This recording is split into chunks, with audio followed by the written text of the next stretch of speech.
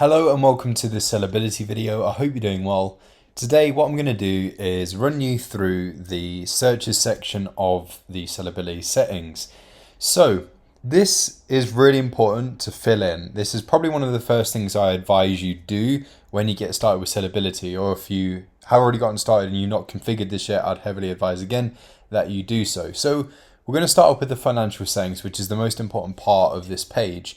So this is where you add in any and all fees that are relevant to your business. So prep fee, bundle fee, any extra fees, and you can express this as a normal value or as a percentage. So if you know that the total sum of your extra fees comes to about an extra 10% or something like that on top of everything else, then you just add that in here.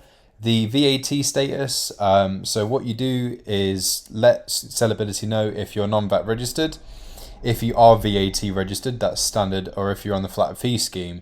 Not applicable is intended with US in mind, because obviously VAT doesn't apply in the same way there. So it'll be non-VAT registered if you're UK or standard. The grocery VAT, this is if Sellerbility is going to consider VAT on grocery items. So if you turn it off, it's just going to assume 0% on grocery items. But if you turn it on, it's going to assume the VAT rate. So in the UK, that's 20%. It's going to assume that VAT on any grocery items that you come across and take that into account in its calculations when you get the analysis results. So toggle this whichever way you would prefer for it to handle grocery VAT. Shipping cost, that can be per kilo or per pound, so just check that there, and you just enter in that average per kilo or per pound in this box right here. Referral fee and FBA fee VAT exemption. Now, just to be crystal clear about this, this is where you have got in contact with Amazon and you've requested that you can be VAT exempt on your referral fees and FBA fees. And if, and only if, Amazon have granted you that VAT exemption, can you toggle this on? Next up, we have the ROI method, so return on investment methods. There are 6 different calculations that Sellerbility can perform. If you hover over this, it will give you a breakdown of what makes up each method, so all of the different sums that it can do. You'll recognize method 1 as being the most basic way to work out ROI. If you aren't sure which one to set, for UK sellers, we recommend method 4 because this takes a lot more into account, including VAT where applicable and all Amazon fees. So you get a much more accurate return on investment figure, but which sum you use is entirely up to you. You pick the sum that has everything in it that you want to take into account for your return on investment.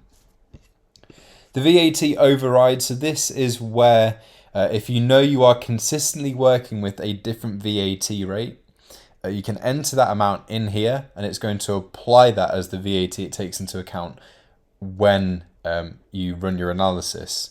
So go ahead and click on save once you've added in any and all costs and fees associated with your business. Go ahead and click on save. At the top, you've got when searches are going to be auto deleted. So in the completed section, how long will they basically stay in there? How long will they basically stay in there for before they are removed automatically from Sellerbility? So it might be that you want to keep it fairly clear, so it might be that you set that to 3 or 5 days, it might be that you set it to 2 weeks or 1 month. It's completely up to you which of these options you select. At the bottom, this is where you'll be able to see any and all smart URLs you have added to Sellerbility.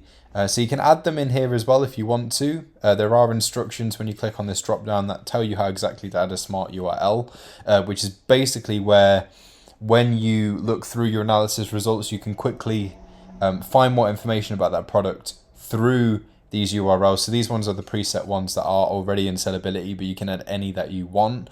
If you want to hide them from each product in the analysis results, all you do is click on this. And it will basically hide them. And of course, if you want the smart URL to appear again, just click on this again in this section and it will then reappear. So that is the searches section of the Sellerbility settings. If you have any questions, please feel free to reach out to info@sellerbility.com. Thanks for watching and I'll see you soon.